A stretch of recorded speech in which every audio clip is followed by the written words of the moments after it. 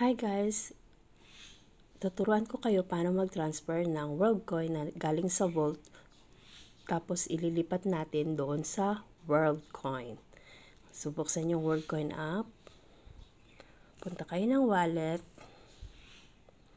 Tapos, i-press nyo yung Vault. Tapos, ita-transfer out natin. Ilalagay natin sa WorldCoin para ma-withdraw. Transfer out. Naka-maximum na yan. So, ima-maximum pa.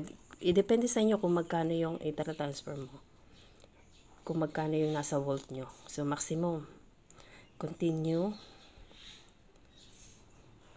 Ang pagta-transfer nito, kailangan ng 3 days.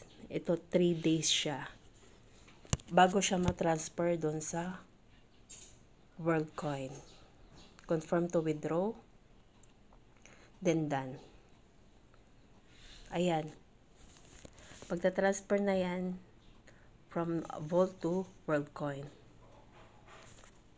Ganyan lang kasimple. Antayin na lang natin after 3 days.